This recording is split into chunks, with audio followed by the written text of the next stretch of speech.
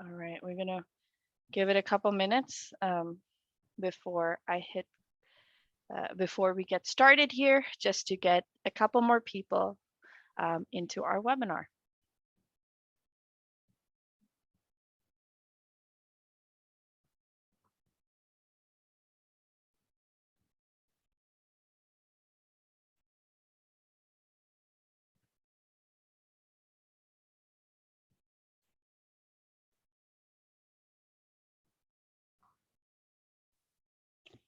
Hello, everyone. We're just waiting a little bit more just to get a couple more people to flow into our webinar. We're going to get started here real soon.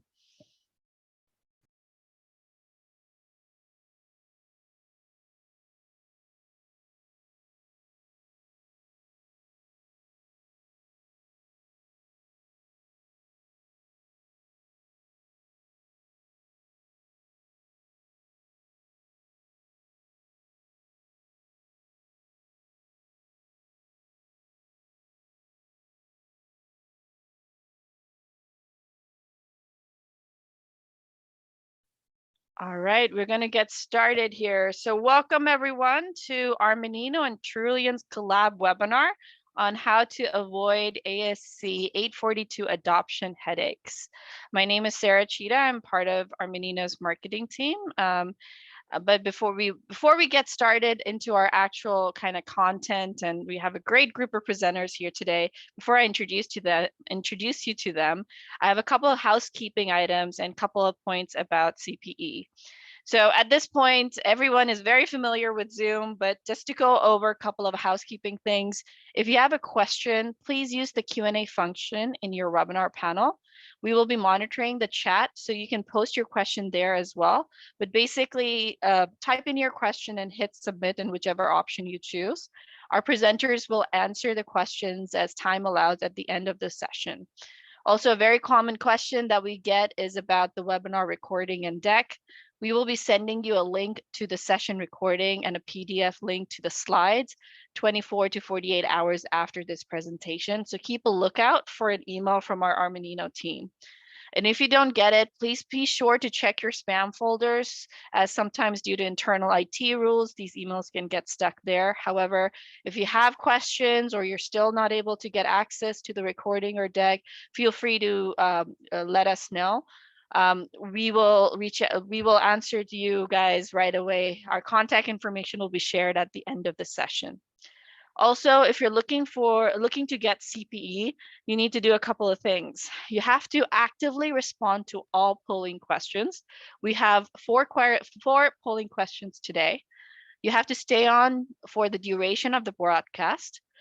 And if you have any technical difficulties responding to the polls, please send an email to elevate@armaninolp.com with the name and date of your session along with your poll response. Our learning and development team will get that process for you right away. So what are we going to be talking about today? Well, on the agenda, we have 3 key learning objectives. We will be summarizing practical insights about public and early adoption projects. We will list tips on how to approach the project and evaluate software, and explain how to apply advisory and AI-powered technology to achieve and maintain compliance for your ASC 842 needs. All right, so I told you we have a great group of folks on our call. So we have a great team of presenters. I'm going to start off with Michael Murray Hobbs. Michael, aka Hobbs, has been in lease accounting for over 9 years, supporting software implementations for ASC 842, IFRS 16, and GASB 87. He's worked with a number of Fortune 1000 public companies and early adopting private companies, advising them on software and best practices for ongoing lease compliance. We also have Tom Brunton. He's one of our partners on our consulting side. With more than a decade of experience, Tom is an accounting and finance partner here on our CFO advisory team. And his extensive industry background allows Tom to offer clients actionable guidance on financial management and operations. And he's very skilled in ASC 606 and ASC 842 assessments and implementations, operational issues, purchase price allocation, disventures, carve-outs, and financial reporting. And last but certainly not least, we have Grant Lamb. Grant is one of our audit partners here at Armanino. He provides audit, trust, and consulting services for companies and organizations in a broad range of industries. He's worked extensively with private organizations. He brings a collaborative approach to working with his clients and seek to be a trusted advisor for all his clients, and has extensive knowledge from an auditor's perspective regarding ASC 842. So with that, we are actually going to start off with our first polling question. While our audience are going to answer that, we're going to get our speakers going, but let me first launch our question. Give me 1 second. There you go.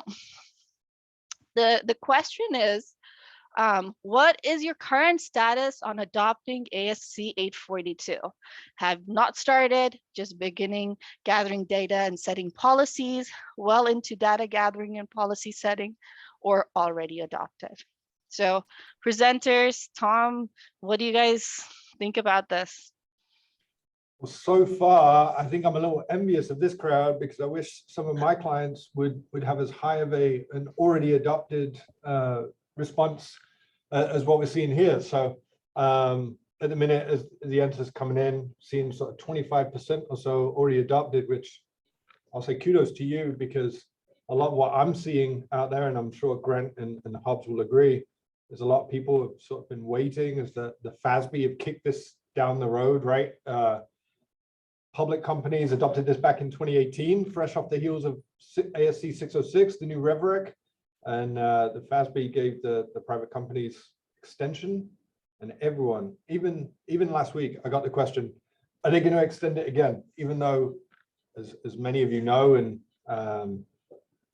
having already adopted, it already went live, right, for private companies on 1/1 of 22. And yet people are still hoping that they're going to get a little extra runway and procrastination time. And so it's good to see. I think final answer of like 23% of you have adopted. And so that definitely is ahead of the curve from what I've seen from a lot of private companies. Grant, yeah. I mean, why don't you share from what you're seeing? You're going through year-end audits right now. So what are you seeing from your client base?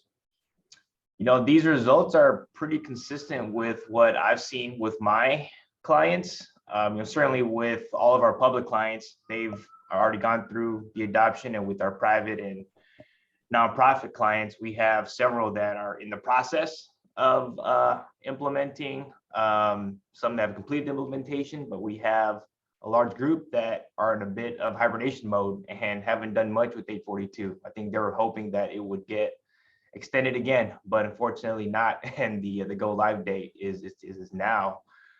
You know, I think one of the biggest misconceptions that folks have with this new lease standard is that they think it could be a Q1 or Q2 2023 project.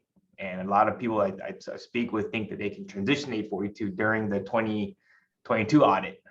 You know, I think that's a really risky timeline and position to take, just based on our experience of working with clients that have implemented. There's a lot of stuff to consider that I don't think people are anticipating now. So I know a lot of you all are going through your fiscal 2021 audit now. So if you haven't started the implementation yet, now is a great time to meet with your auditors and put together an implementation plan. You know, I would start with your lease commitment schedule. That's something that you're already putting together anyway for your auditors. So start there just to get your arms around, you know, what's our volume of leases? You know, how many leases do we have, and what's the lift that's going to be needed for our team to adopt 842? You know, I mentioned one of the biggest piece of feedback that we've heard from clients that this just took a lot longer than they had anticipated. You know, there's just so many things to think about that they didn't have to before under the legacy guidance, right? Determine the discount rate, gathering your leases into a central repository, making sure you have your hands on all the leases, the disclosures.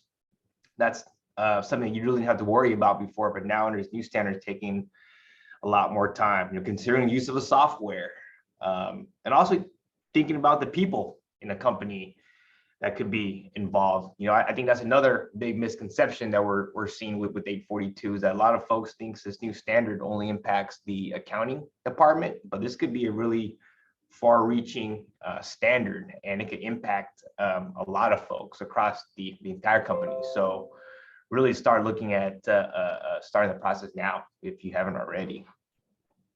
Grant, I want to touch on one thing that you said, because it's something consistent with what we've seen, right? Under as people have gone to adopt 842, everyone under 840 has their deferred rent schedules. You put it in when you sign the lease, and then everyone forgets about it in that deferred rent schedule.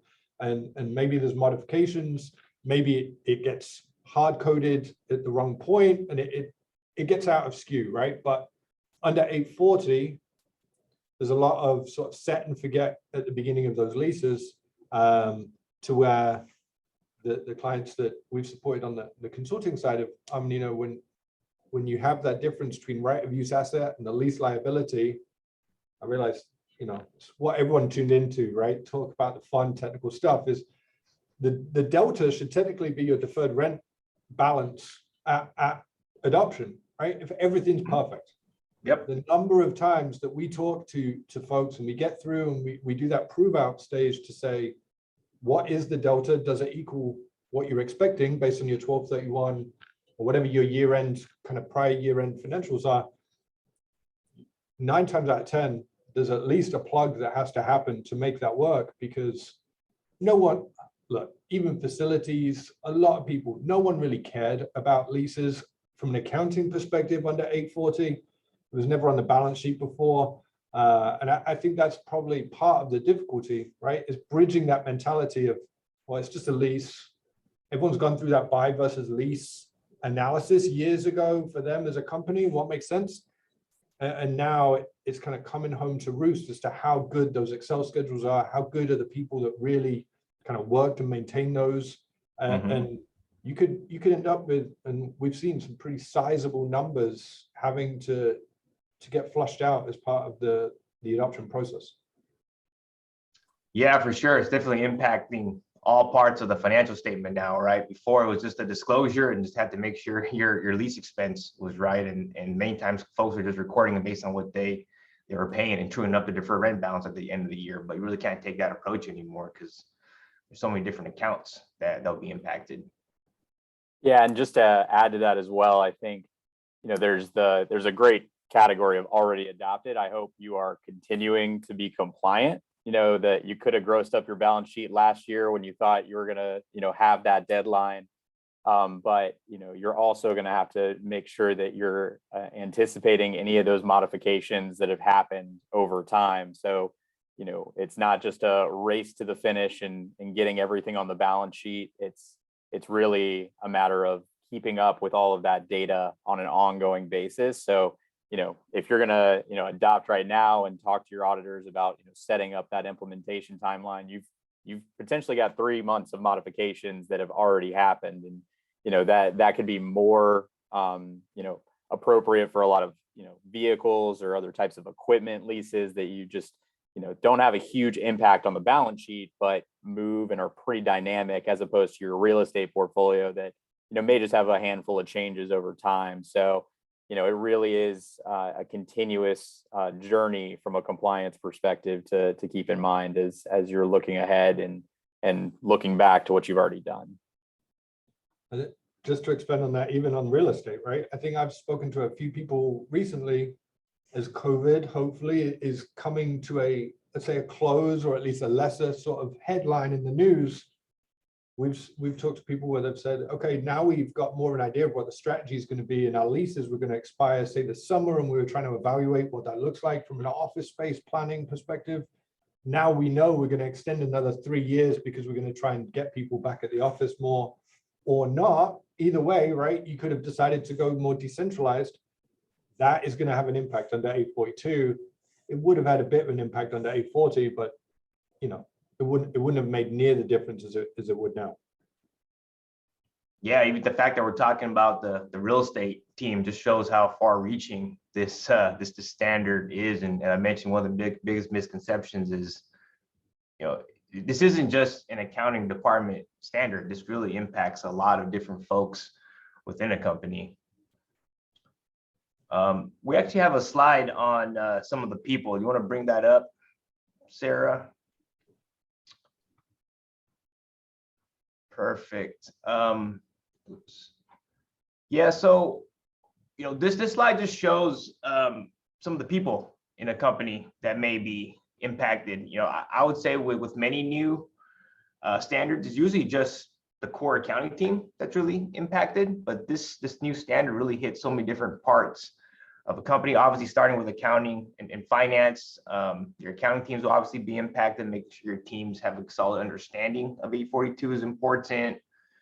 The procurement team could be impacted, especially with 842. We got to start thinking about embedded leases and whether a service contract includes a lease. So you may need to lean on your procurement folks to just gather the different service contracts, and then going forward, they need to be involved with negotiating contracts and being cognizant of embedded leases. The FP&A team may need to be involved from a budgeting perspective, especially if you're going to be investing into software or retaining outside consulting help. These additional costs will need to be budgeted for. The tax team may need to be involved from a tax planning and strategy perspective. You know, we talked about the real estate and facilities team. Many times this department's in charge of just maintaining all the physical lease documents. So, and that's been one of the most common implementation challenges that we've seen, is especially for companies that have a large lease portfolio, is they don't have all the leases into a central repository. So just that task of gathering all their leases could be a weeks-long project. And Tom talked a little bit about, you know, corporate real estate strategy, but that could change as well, right? The buy versus lease decision, 842 is going to result in, you know, having more liabilities. So does that impact how long the lease you enter into? So a lot of stuff that the real estate and facilities team may need to be involved with. Also IT, right? If you're implementing a lease software, you may want to get your IT team involved with evaluating the different software. Legal, you know, they always find a way to be involved. So I'm sure the legal team would need to be involved in some facet or another, especially during contract review. And you know, based on the new 842 has a new definition of a lease. So there's ways you can maybe structure different service contracts that get you out of 842 accounting. So if you're doing any type of modifications to your contracts, you want to make sure you're getting your legal team involved. And then lastly, just all the external stakeholders. A lot of folks outside the organization that may be impacted, you know, obviously starting with your bankers and your capital partners. Think about how it impacts your key your KPIs and your debt covenant. You start discussing the impact to your covenants with your bankers now. I mean, obviously you shouldn't face a covenant violation because of a change in accounting change, but that's not the intent of 842, obviously, but that can't be assumed. So start discussing that now with your bankers. Meet with your investors. There could be big changes to your balance sheet and your EBITDA and your key metrics and ratios. So start prepping your investors now, and also don't forget about the auditors. You know, they're going to be auditing lease accounting a lot more closely, asking for a lot more documentation. So be prepared for those additional requests. But also use your auditors as a resource. There's a lot of things your auditors can assist with. So definitely lean on your auditors to the extent that you can. So yeah, as y'all can see, just this standard impacts a lot of different departments. And what's that adage? It takes a village. I think that really holds true for the successful implementation of 842. Yeah, I would agree. I just to add into that, as far as just the folks that are involved from a software perspective, I think, you know, when you're assessing software or, you know, or using Excel, whatever it may be, you know, all these people are going to have, you know, a part in the process. So they're going to be providing you data in one way or another, whether they're doing that physically in the system and entering that has an accounting, you know, piece to it. So it could be, you know, a multi-stack kind of layer. It could be your ERP system, and we'll talk a little bit more about the tech stacks, or it could be a point solution. But really in just one area in here that's just operationally, you've got, your IT team may have leases themselves. So they may be a part of that process, not just from an ERP perspective or your general ledger, but also, with any of their servers, anything that's going on there, there's also just the operational aspect of your company. So if equipment is a big part of what you lease to operationally, support your staff or whatever it may be, that's going to be a big part of it. So overall, I think, no matter what, from an adoption data readiness perspective, all of these folks are going to need to be involved. I think ultimately when you make software decisions, it's really about who's going to be touching the software, who's going to be in there on a daily basis, whether that's a point solution or you've got, more requirements from other teams. But the more people that are involved in touching the software, the more governance and rules and process you're going to have in place to make sure that all those downstream effects from accounting perspective are leading you to a really easy, audit on the back end, and auditors can even be users here too. So you want to use your auditors as much as you can to get an understanding of what they've seen, what's been easy for them to get into a system, find a good roll forward, find a good audit trail, do their sampling, and make sure that they've got, the highest level of ability to audit what you've done, regardless of software choice. So just wanted to tell you, any flavor of how you want to bring in different groups from a software perspective is totally up to your company, your organization. But it does take a village, like Grant said. This is a project that affects everybody, no matter who ends up in a software or Excel or whatever the method is to adopt. Everyone's going to be involved. That was a good comment that came in. It's important to get other teams on board with the change starting early on in the process, right? Part of this is internally getting buy-in across all the different departments about how significant of a standard this is. I mean, most years the real estate team, they wouldn't care what's going on with lease accounting and the audit, but now they may be an integral piece of it, as well as the IT team getting their buy-in as to the potential need for implementing a software. Which I think is a good time to bring up our second polling question. So how are you planning to adopt the standard from a technology standpoint? Are you considering using Excel? Do you have an existing software or ERP solution that can handle 842, or are you planning to assess software?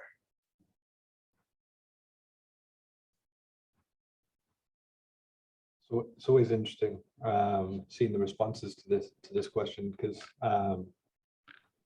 working with clients on a regular basis, it feels like some of my clients who are maybe not the best in Excel have all of a sudden a lot of confidence in using Excel to be able to do this project. And I was going to touch on Carly's point about the different groups, getting them to work together, because often, as much as we try and fight internally is to have silos, it's interesting as you go through this process, you really highlight the silos between maybe operations and IT and accounting. And often, everything runs downhill to where it gets to accounting last, and then they just have to mop up and figure out what it should look like on the back end. And it's accounting's fault, right? If it doesn't go the way that the business anticipated it going in the financials, it's somehow accounting that got it wrong and not the planning. And so, yeah, let me say, if you haven't answered the polling question, make sure you answer that. We want to make sure you get CPE credit. Not that listening to the three of us isn't a pleasure enough for you on the Wednesday afternoon, but yeah, so on the accounting side, it's amazing how many questions now I see come across from the accounting team as, oh, operations are now asking us, this is what do we need to do to change our agreements to get this treatment? And all of a sudden it does help that cross-functional, cross-departmental communication, because people begin to realize, okay, this could have adverse or maybe less than satisfactory impacts, especially in the world now where we're seeing more CFO, COO hybrid roles, it seems like. It'll be interesting to see if that helps or hinders some of that communication. Yep. So it looks like the results are pretty even across the three. About a third of y'all are considering using Excel, which certainly can work if you're the right type of organization, which we'll chat about in a bit. And looks like the rest of y'all either already have an existing software or planning to assess software. We just talked about how this new standard impacts a lot of different departments. It's important to get buy-in early on in the process. And one of those key departments is the IT department, especially for companies where Excel just isn't sufficient, where you'll need to implement a lease software. So Mike, what are you hearing like on the tech side of things? What's been the biggest focus from a tech perspective? What are you hearing from all things technology? Yeah, so kind of what we talked about earlier, there's a different flavor from a technology perspective for every organization. And I would bet, of those ones that said they're planning on using Excel, some of those are already the ones who have adopted, and maybe they've got just a handful of leases, or don't have a huge lease population. Hopefully they haven't underestimated what that lease population looks like or what the future is going to look like. But Sarah, if you'll bring up that tech stack assessment slide, I'll just talk a little bit about what are some of the different options that are kind of out there in the market. Been around for a long time, talking about this when, people were, from a public company perspective, still looking at 606, ignoring lease accounting. Like this was definitely one thing where a lot of the public companies wish they had put more time in it earlier. I know that's a key takeaway that they've had. But there's the implementation timeline of the data readiness, setting your policies, and really getting to that ultimate ability to set your IBRs, gross up your balance sheet, and feel like you've adopted the standard. These softwares are really going to help you not only in that process, but also on a go forward basis in staying compliant. And a lot of the folks that probably said that they have an existing system that they're probably going to look at, or they've got an ERP solution, so those kind of fall in the first two categories of potentially you haven't necessarily adopted yet, but you've got something in-house where you think you can check the box that they've got an ASC 842 module or functionality or something to that effect. The ERP systems, you can think about, just on par with all the other types of solutions they offer. So like you think about their fixed asset system or that module in the ERP stack, you're probably going to get something of a comparable, flavor from, being able to handle the simpler types of situations. You don't want to have a whole lot of, crazy complexity with your lease portfolio if you're going to be looking at those types of solutions typically.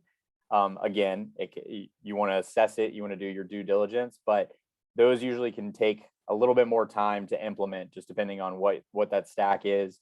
You probably get some synergies of being able to send the subledger directly to your general ledger. And it might be more of an IT budgeting decision in some of those situations. So you just want to get in there, do your due diligence early.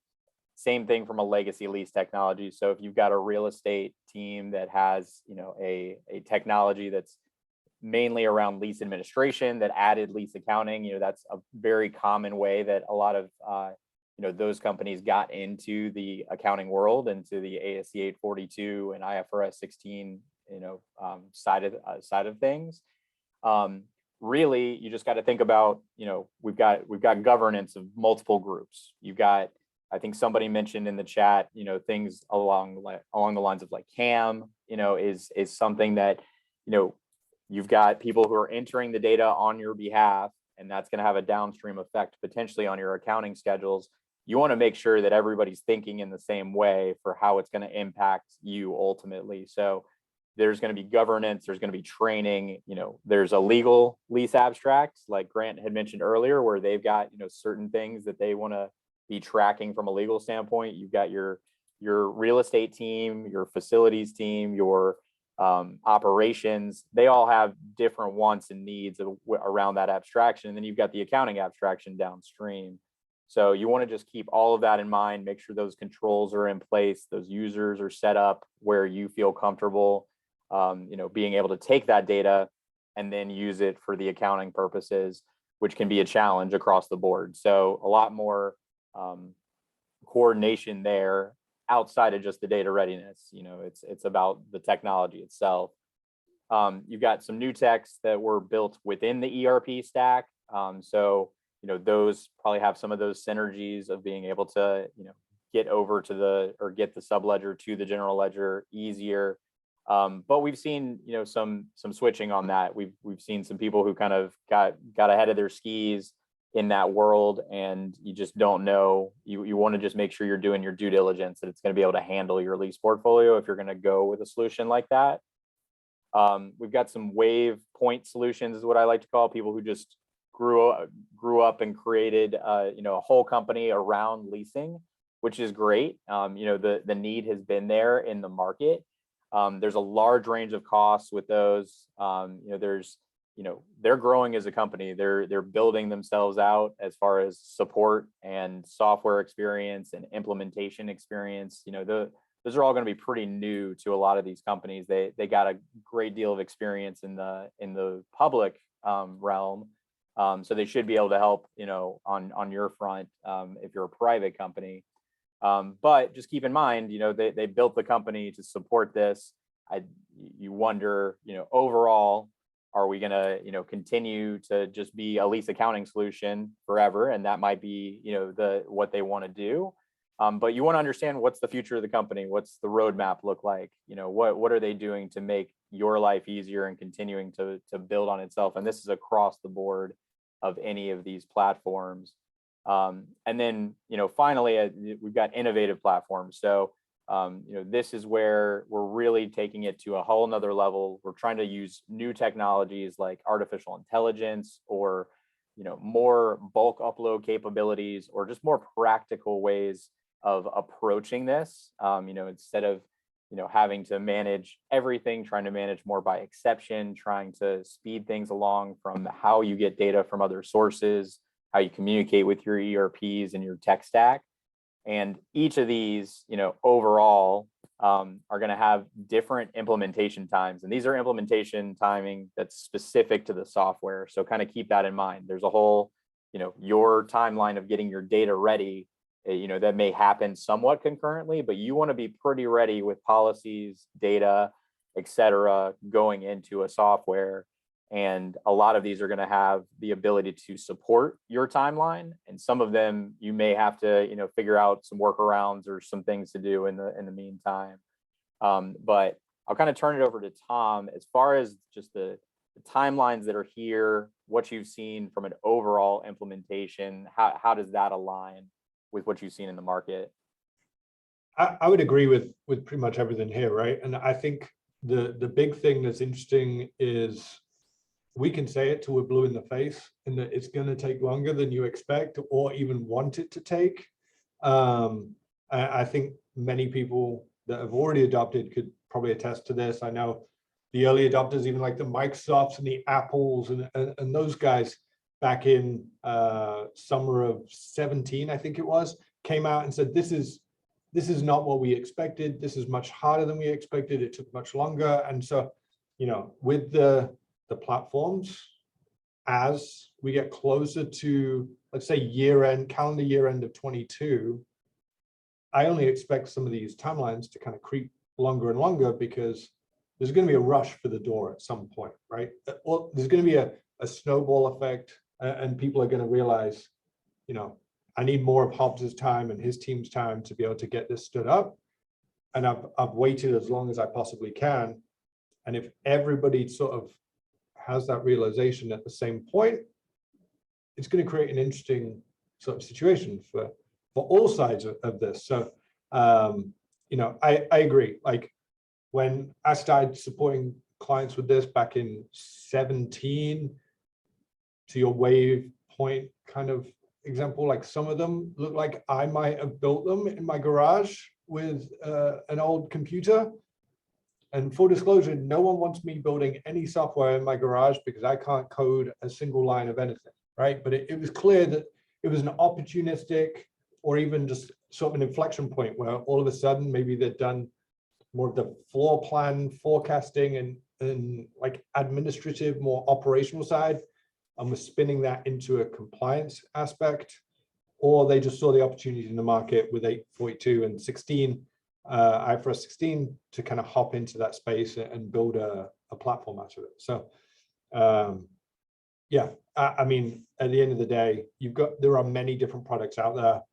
It's trying to figure out the best fit for your lease portfolio, complexity, size, the speed and kind of nimbleness that you want to approach it with. And clearly from my side, I've helped implement and I've helped operate these systems. And so it very much, there are some winners and losers. Let me put that. There's some winners and losers on my side. Well, and to follow up on that, just why don't you go into just, what are the successful projects, what are the approaches they're taking? What would you recommend people not do? And obviously, that probably involves things like not taking a huge break after revenue recognition or after your audit and things of that nature. Don't wait. But what are some of those success factors and then things to definitely stay away from? So, boy, is that a hairy question.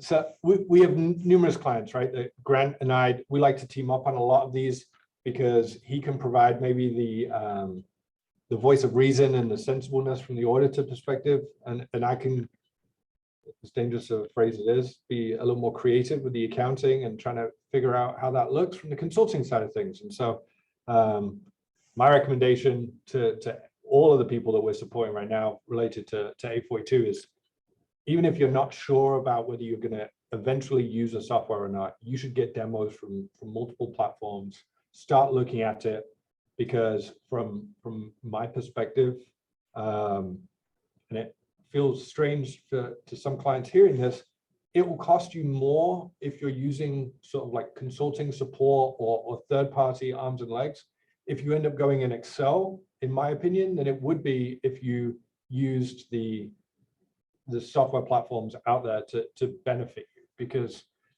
you not only have the cost of the time to make sure you have all of the Excel stuff right. Well, Grant as an auditor now has to come in and audit that spreadsheet and make sure that it's all flowing the right way. But also you have the human capital cost of most people aren't getting up in the morning super jazzed about the main piece of the pie being to maintain lease workbooks and making sure that it's right and that it's locked down and that it's all rolling up the right way. And so, to your point, a lot of my benchmarks, if you have 10 or less leases, you can probably do that in Excel, right? That's a doable lift in Excel. Once you start to get above that from a disclosure perspective, it starts getting really hairy with the disclosure requirements. And so in terms of what's been working well is, again, breaking down some of those barriers between the groups, between the different functional areas in the company. And the easiest way to do that is to start talking internally and externally as to what it's going to take, what this looks like for you as a company, and just starting the march now, instead of thinking, well, that'd be great when I get back from summer holiday. I'll start it in September. It'll be fine, because speed bumps happen. We've all seen the resourcing issues that people are having right now with, tightness in the labor market. And so yeah, it really is, it's not meant to be a scare tactic or anything else, but like, we only have 3 quarters left, right, till the end of the calendar year. And so it's, how do we make the most of that time to get the best outcome where everyone feels good, gives you time to potentially do some parallel running of systems to where you're reporting under A40, you're getting used to the platform and what that looks like. Everyone feels good about the completeness and accuracy of the population in there.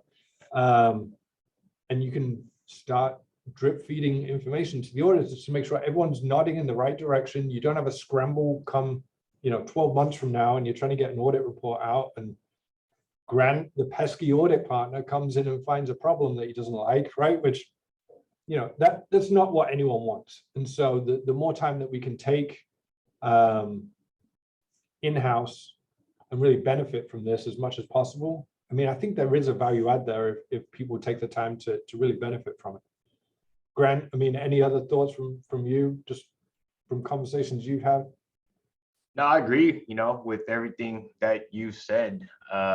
You know, we're going to be placing a lot more focus on leases, especially in the year of implementation and adoption. You know, in most years under 840, the most probably what we would have done for in regards to leases was getting your lease schedule and making sure that the for rent balance is right, making sure the disclosures are right, and making sure your expense was accurate. And that was actually that was a pretty easy test. But under the new standard, especially in the year of adoption, we're going to be spending a lot more time with your leases and asking a lot more questions and getting a lot more support.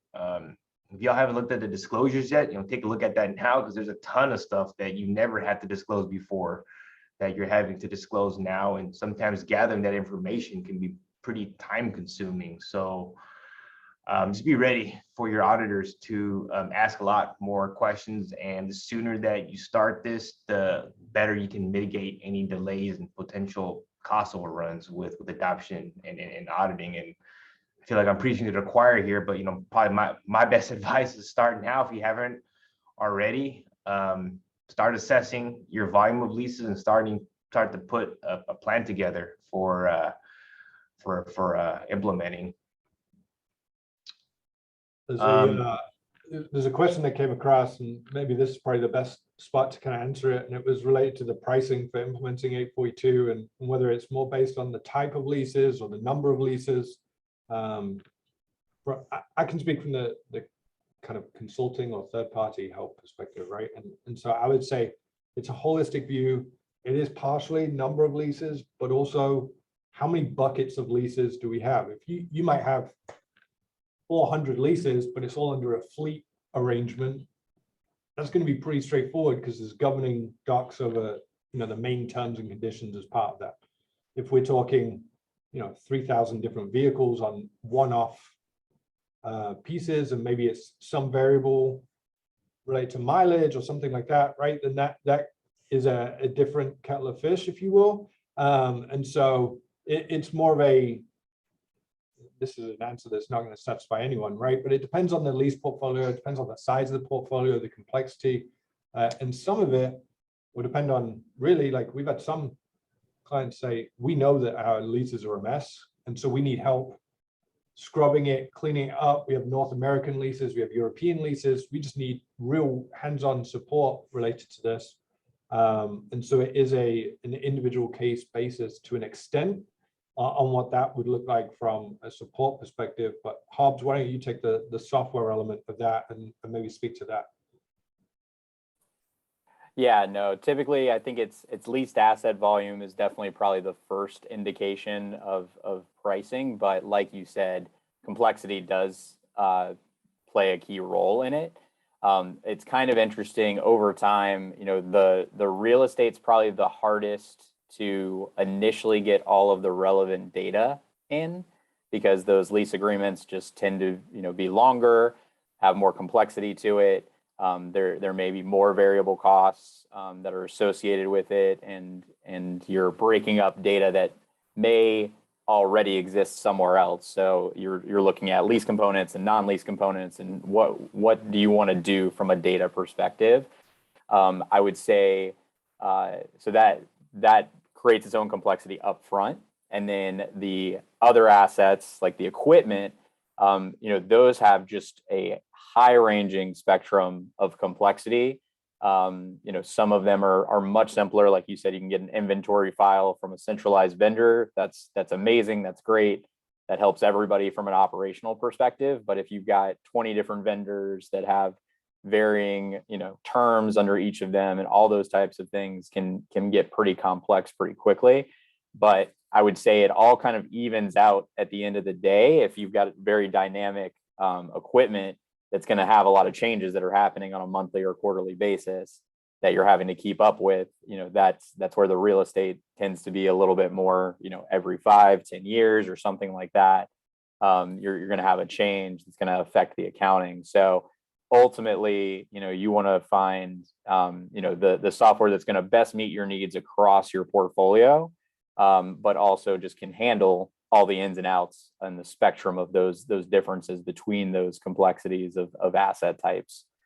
So all of that factors in from a pricing perspective, but at the end of the day, when it gets to be in accounting and it's an asset and a liability, once you get it in there, you're ready to go. So it's really just about upfront data readiness, and then ongoing data management is a big part of it. And I know no one wants to hear those things. That's not a fun thing to throw out there, but that all kind of factors into the implementation and ongoing costs. Grant, maybe, is it polling question time? I think it might be. Sarah, do you want to launch polling question number 3 and we can get that going? All right, so the question is, do you expect the adoption of ASC 842 leases to compare to the adoption of ASC 606 revenue from contracts with customers? I'll be intrigued by this answer because I know everyone got kind of adoption fatigue from 606, and that helped fuel that delaying of 842. So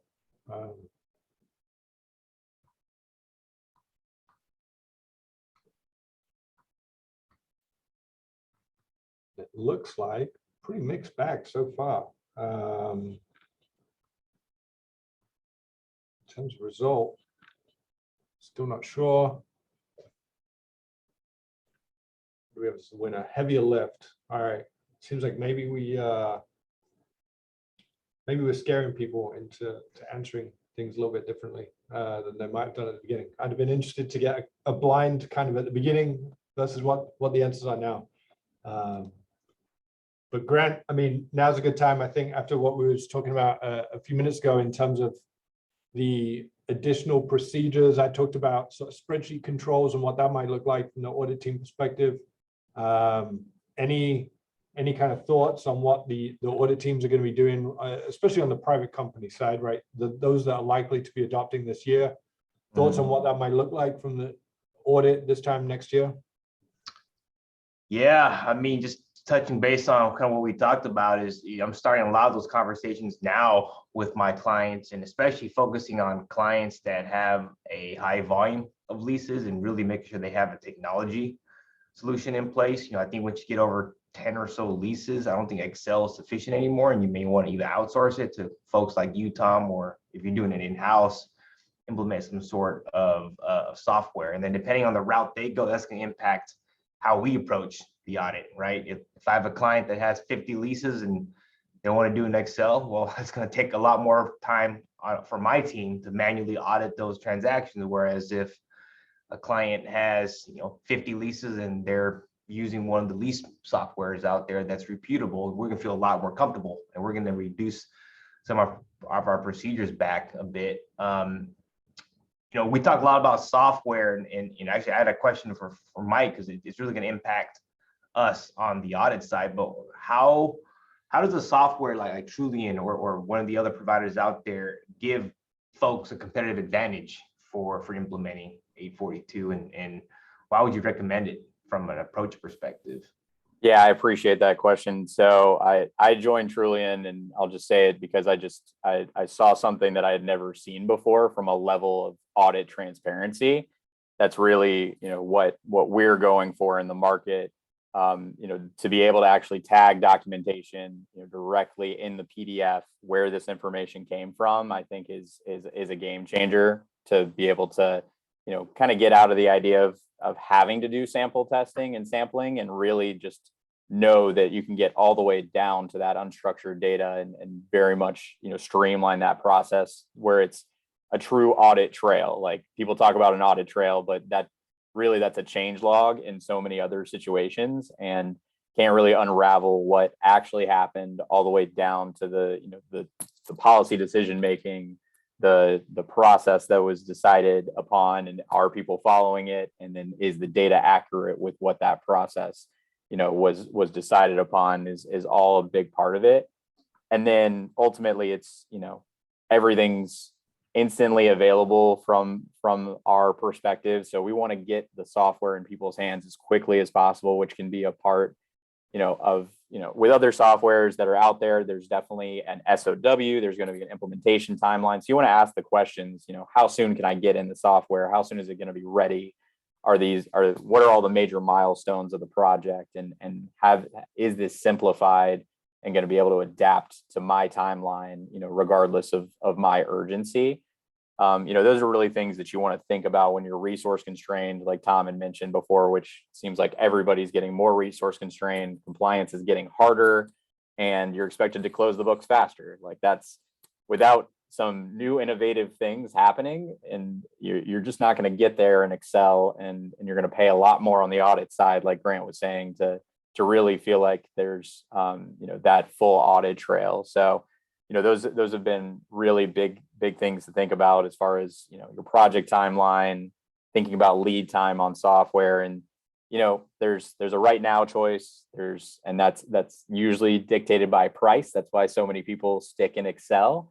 And then there's a choice that you look at the roadmap and you think about the future of, could you be using this software forever, and doing other things with it that are more innovative, that I would just say be thinking about as you go into your project and your software choices. And then Grant, you kind of already touched on Excel versus software, but any final thoughts on that? I'll say Excel's great. I mean, it's a very powerful tool. It can do a lot. I think many of us are comfortable using Excel, but the challenge that we and me personally run into is that we want to use Excel for everything.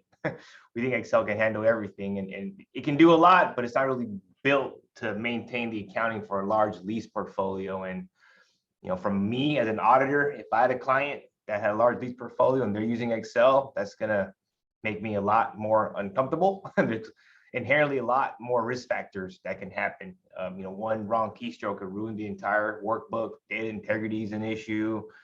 Manually doing it's going to take a lot of time on your side as a client, and also for my team to audit. A lot of folks want to go down the route of Excel because they think it's more cost effective. I think Tom mentioned it earlier, is you actually may end up spending more dollars and more time if you're going to try to implement a large lease portfolio in Excel. So I'll just feel a lot more comfortable if, as an auditor, if a company were to use a lease software. It'll be an even bigger bonus if that lease software had a SOC report where we know it's a reputable product. We have 8 minutes left. I want to make sure all y'all get your CPE. So why don't we launch the fourth polling questions? We have time to get that out. So how long do you expect the adoption of 842 to take you from start to finish? Do you think this is a 30 to 90 day project? You think this is 90 to 180 days?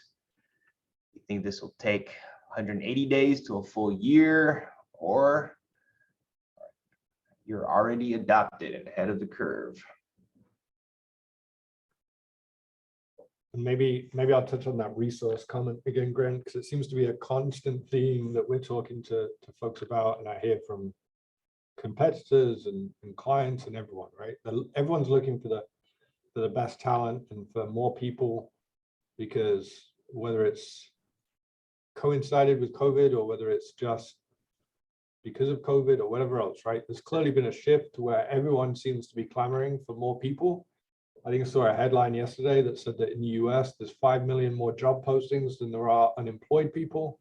And so, when the way that I see it and the way that I kind of frame it with clients and prospects is very much in the frame of, if you can use a platform instead of Excel to kind of help elevate the people that you have to do a higher value task, to me, that's how we're all going to have to start thinking more, instead of just falling back into well, Excel can make it work. And so, again, it's sort of what is the highest and best use of people within the organization? Can they be doing more analytics or more analysis on that and driving maybe more value to the company, instead of just workbook jockeying from A to B to C? And I think that in part, whether that's lease software, whether that's ERPs, following acquisitions and integrations, we're seeing a lot more drive from folks to try and get a single source of truth and get more out of their people, and not just more time out of their people, because clearly we've all been living at work for a while now, and so the change that we can make there will be the better. So I think maybe, knowing we've got 6 minutes left, and I feel like the three of us are pretty chatty people. Why don't we talk about some of the key takeaways, right? Maybe the things that we want to focus on in terms of what we would recommend next steps being, and what we've learned along the way. Yeah, Grant, I can start, but I feel like I've been preaching to the choir with this first one. One of my key takeaways: start the process now. I mean, we've helped a lot of clients. I know you've helped a lot of clients, Tom, and you, Mike. And I think one of the number one challenges has been people underestimating the amount of time and the unanticipated challenges that could pop up when they're implementing 842. And I think the results of the poll sort of reflect that. I've seen pretty consistent results across the polls, which is pretty shows a diverse group, a diverse audience. And for some folks, maybe it's a 30-day project. Maybe all you have is one lease and you can. For other folks, if you have 50 leases, probably going to be a couple months project to successfully implement. So start now. And my other key takeaway is make this an entity-wide project. Get buy-in across all the different departments, because this isn't just an accounting, finance standard. This impacts everyone in the organization. What do you think, And Mike? to add to that, I think so I just looked at that polling question, and I think we lost some adopters, and so I think they thought they adopted, but based off what we said, they may not be keeping up with their compliance. So just take heed with that. From a software perspective, if you're going to use Excel and that's going to work, obviously check in with your auditors. I would say, get ahead of things with your auditors, with an advisory team, get some advice definitely ahead of time before you get into these things. Do your due diligence on the software. When you bring in all these folks, you're going to have a lot of people that are going to have different requirements. So make sure you know what your key requirements are. And if you need to phase out the project where compliance is first, that's a really common approach. Just don't waste any time if you can help it. That's what I would say. Tom? No, I mean, I'll reiterate kind of what you both said, right? In terms of start now, start early. There's a lot of people still grappling with the idea of what a lease is under 842 and whether it will qualify. There's a lot of people with things like business models related to sale leaseback transactions that are going to change under 842. Maybe you want to go public in the next 3 to 5 years, and that's going to have an impact on how you adopt, and maybe some of the expedience, knowing everyone has their own fun in the S1, S4 kind of registration statement period of time. You don't want to do something now that's going to undermine or just give you more of a headache, right, in the future. And so it feels like a theme throughout this is bring everyone to the table that needs to be part of the conversation. Start sooner rather than later. Leverage auditors, whether it's Armanino and Grant, or whoever it is, right? Start the conversation, make use of the experience that they've had across their client base and how things have gone for them. I'll give Hobbs a plug here, and I'd say, even if you think you're going to go with Excel, take a look at the softwares and just really kind of solidify that decision, because I think a lot of people are surprised by the workbooks that they have to build and then try and consolidate them, and then what do the journal entries look like. So use technology as your friend. As a firm, Armanino is very technology focused, and we recommend that to a lot of our clients. And so let it be your friend and not your foe. As good as Excel is, it has its own limitations. All right. Well, thank you so much to all of you, Grant, Tom, Michael. It's been a great presentation. We've been answering questions as they've been coming in, but we have one final question. If you guys are up for it, which is, how do you determine whether the improvements are leasee or leaser assets if the lease agreement is silent on this? Oh, the joys of judgment in accounting. It's when we go from rules-based to principles-based, right? I would say that's a tricky one to answer cold, but really it's going to come down to a lot of, who paid for the improvements, if the lease truly is silent, or if there's sort of indicative kind of leanings within the language. But I think I would have to fall back on, without anything else, I would fall back probably on who paid for it. Yeah, who paid for it? Who controls it? If you leave, can you take it with you, right? But a lot of times it requires a discussion just with the lessee and the lessor to hammer some of those points out. Yep. All right, perfect. And if you guys have more questions or more technical questions that you want to ask our experts themselves, we have their contact information up on the screen. And you can always reach out to us on our experts@armaninolllp.com inbox. Someone will reach out to you within 24 hours. So thank you again, everyone. Tom, Grant, Michael, it was a pleasure having you on our webinar today. And everyone, we're going to be sending out the recording and deck with 24 to 48 hours after the end of this session. So keep a lookout. Well, thanks, everyone. Have a great day. Thanks, Thank everyone. you. Thanks, everyone.